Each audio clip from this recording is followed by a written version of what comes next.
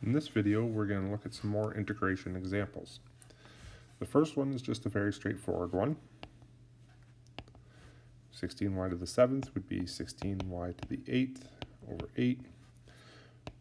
4y to the 5th is 4y to the 6th over 6. Just remember to add 1 to the exponent each time, divide by your new exponent. Here we get 12y cubed over 3 minus 8y, not 8x, 8y because we're taking it with respect to dy, plus c. Simplify, 2y to the 8th minus 2/3 y to the 6th plus 4y cubed minus 8y plus c. Here's another straightforward one, but it's easier if we rewrite it first. Biggest thing is leave the 4 alone, leave it in the denominator, only bring the x up to the -1/2. So then when we integrate, we get 3/4 times x to the 1/2 divided by 1/2 plus c. This simplifies to 3/2 root x plus c. You could also write this one as 3 root x over 2 plus c as well. This example, I'm only going to rewrite the second fraction with a negative exponent.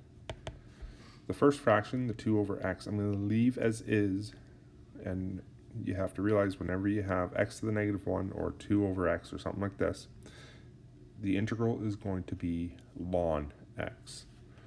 So 2 over x becomes 2 ln absolute value x, do not forget the absolute value bars, minus 3 x to the -1 divided by -1 plus c. This ends up being 2 ln x plus 3 over x plus c. In this example, we need to do some simplification first. We're going to break it up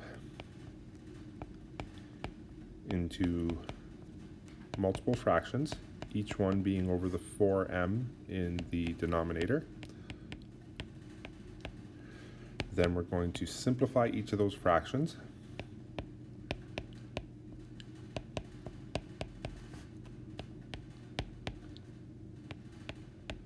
Now we can integrate.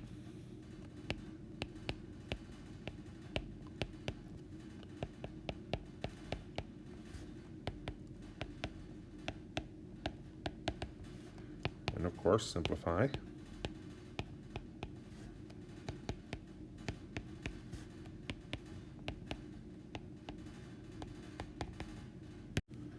This is another one where we need to simplify. We're going to multiply the 2 in.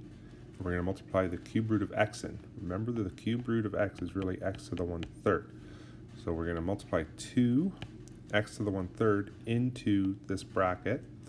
Remember, you're going to add the exponents. So you're going to get the integral of 8 x to the 7/3, 2 plus 1/3, minus 14 x to the 1/3. Now we can integrate, so we get 8x to the 10/3 divided by 10/3 minus 14x to the 4/3 divided by 4/3 plus c. Simplify, we end up with 12 over 5 times the cube root of x to the 10 minus 21 over 2 cube root x to the 4th plus c. Here's an example where we can determine the c value, and this is because we're given a point. So if we have this derivative, we want to know the original function. To find the original function, we just integrate. So y is integral of 3x to the -2 dx, which is just 3x to the -1 over -1 plus c, which is y equals -3 over x plus c. We can now use this point to figure out c. So 3 equals -3 over 2 plus c.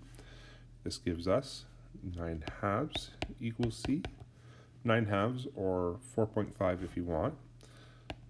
Y equals -3 over x plus 9 over 2. This example is similar to the last one, but now we have the second derivative. But because we have this slope and this point, we can find the original function. So the first integral will give us the derivative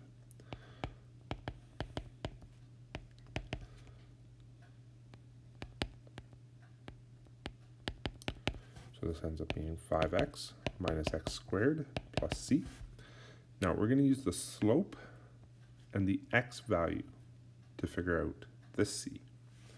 So the slope is the dy dx, and then we're going to put in x equals 3, and you will get a c value of -2. So this would tell us that the derivative is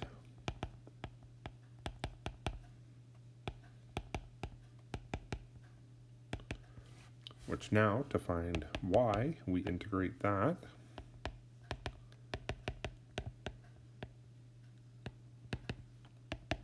So we get 5x squared over 2 minus x cubed over 3 minus 2x plus c. Now we use the point to figure out c.